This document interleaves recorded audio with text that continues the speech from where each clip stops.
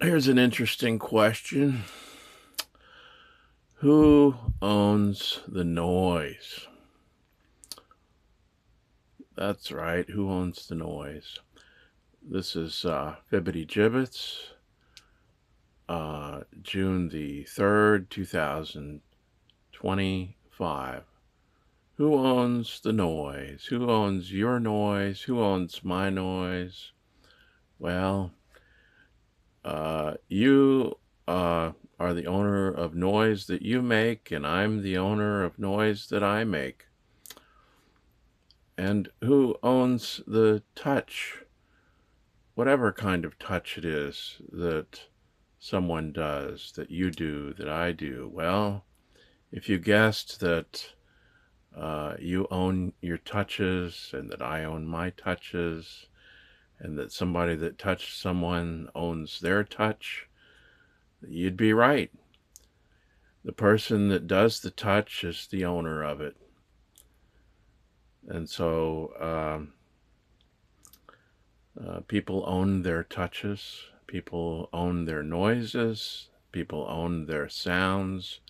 They own it if they made it, they own it if they do it. That's also true of a change.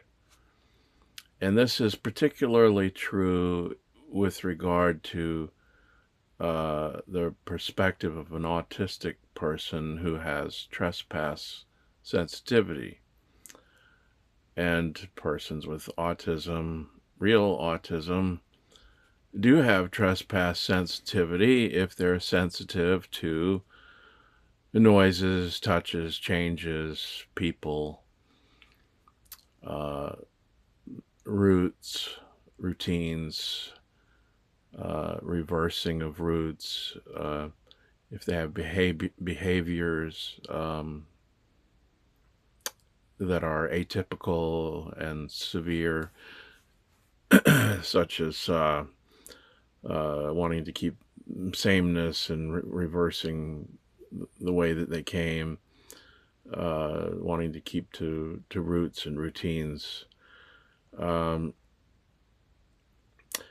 Now, some people talk about persons with autism doing repetitive behavior, but it depends on what the repetitive behavior is as to whether or not it's a boundary kind of behavior. But and not every kind of autism is the same kind of autism. There are different kinds. Just to explain, there are different kinds of autism.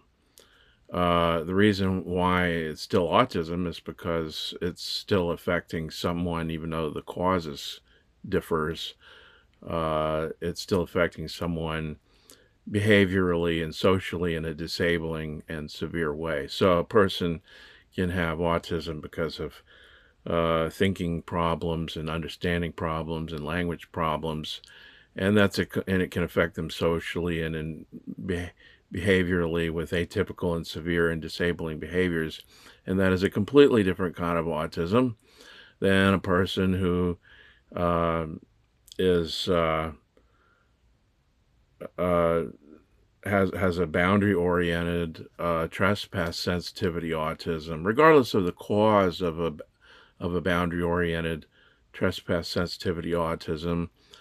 Um, when a person with autism is sensitive to noises, they're sensitive to other people's noises, uh, and not to every noise of other people, but to uninvited, unwanted, um, unwelcomed noises that are perceived as violating, and they can be very viscerally violating.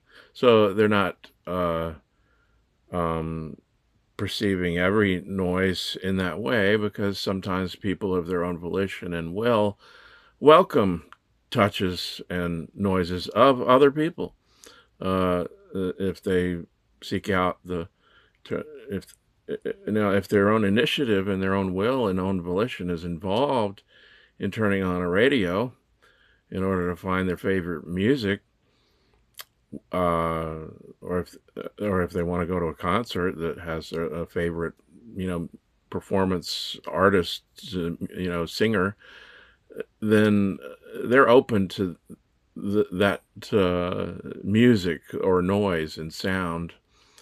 They've invited it. And that is completely different than uninvited noise that's unwelcomed and unwanted.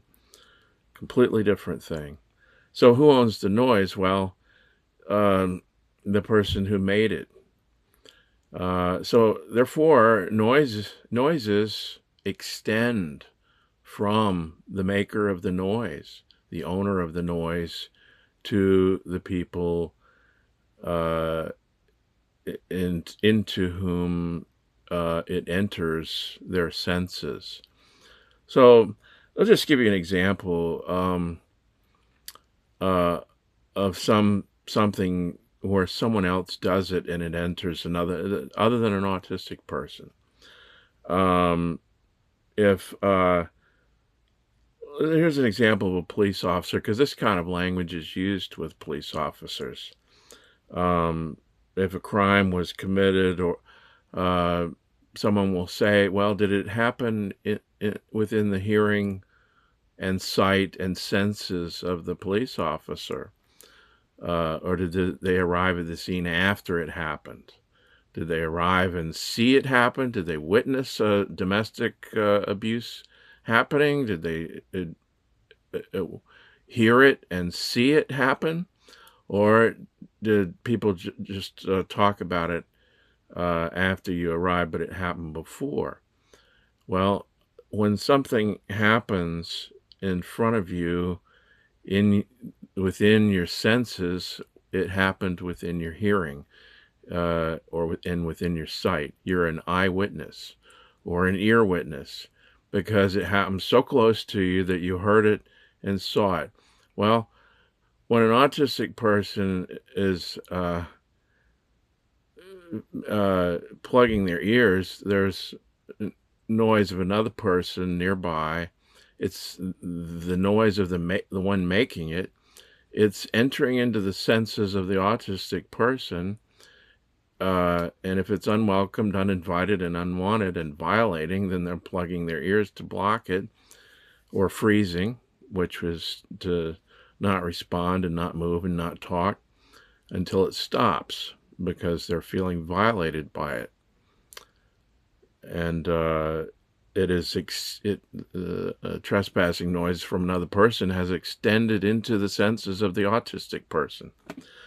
Anyway, I hope that straightens things out for the many masses of confused people about autism who don't know very much about it. And I'm trying to catch people up on with truth. The things that I say about autism are truth. So there's a lot of people itching to hear lies about autism, but I'm trying to put it out there truthfully. Thank you very much. This is Fibbity Gibbets, June the 3rd, 2025.